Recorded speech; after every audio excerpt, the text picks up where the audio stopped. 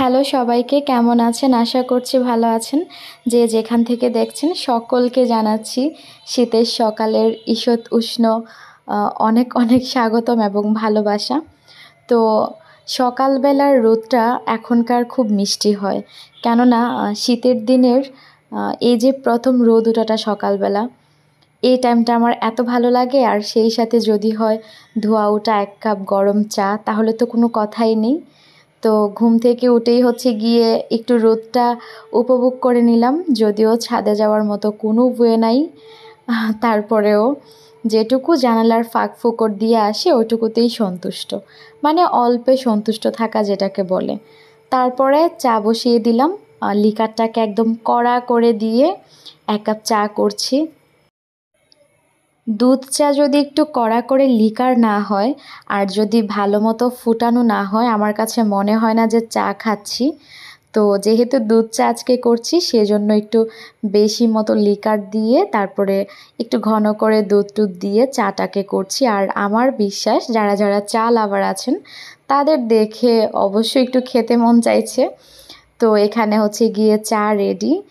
আর সত্যি কথা বলতে সকালবেলার এই শীতের দিনে 1 কাপ যদি গরম ধোয়া ওঠা চা হয়, আর কি চাই।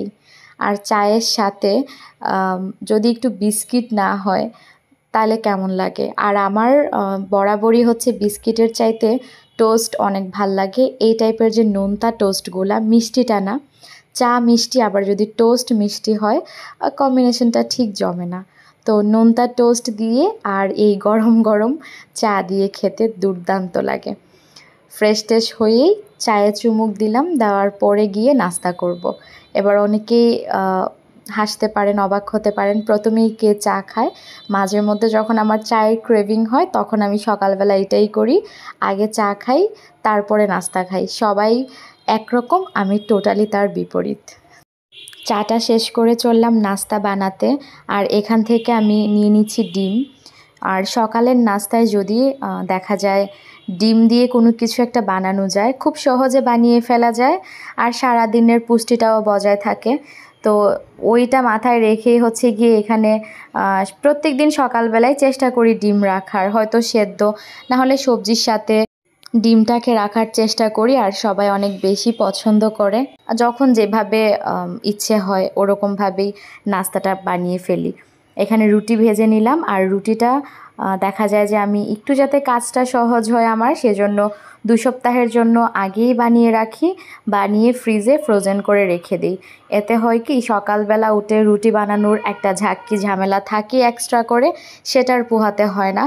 বিশেষ করে বাচ্চার মায়েদের জন্য এটা খুবই কার্যকরী একটা টিপস। যদি ফ্রোজেন অবস্থায় রুটি রাখা হয় তাহলে নামিয়ে শুধু ভেজে নিলেই হয়ে যায়। ট্রাস্ট মি, এই রুটির টেস্ট মোটেও খারাপ হয় না।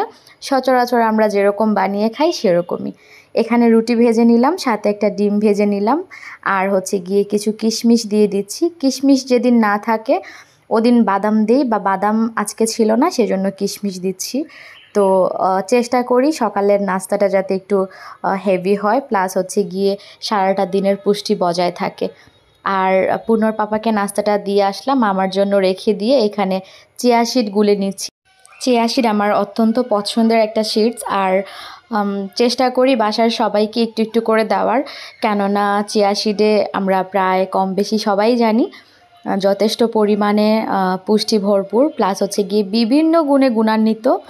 তো এই চিয়া সিডটা আমি চেষ্টা করি আমার মেয়েকেও খাওয়ানোর, একটু আর একটু অল্প পরিমাণে। আমার ডক্টর বলে দিয়েছেন যাতে মেয়েকে একটু আর একটু চিয়া সিডস দেই। তারপর পামকিন সিডস, এই টাইপের সিডসগুলো বাচ্চাদের জন্য খুবই উপকারী, প্লাস গিয়ে আমাদের বড়দের জন্য উপকারী। তো এখানে এই যে চিয়া সিড নিয়ে নিলাম, আর এটাকে রেখে দিব প্রায় 10 মিনিটের মতো, তারপর এটাকে খেয়ে নিব। আর এই যে ততক্ষণে আমার নাস্তা রেডি। তো আজকে এই পর্যন্ত, এভাবে শীতের সকাল পার করছি। যে যেখান থেকে দেখছেন সবাইকে অসংখ্য ধন্যবাদ। ভালো লাগলে লাইক, কমেন্ট এবং শেয়ার দিয়ে পাশেই থাকবেন।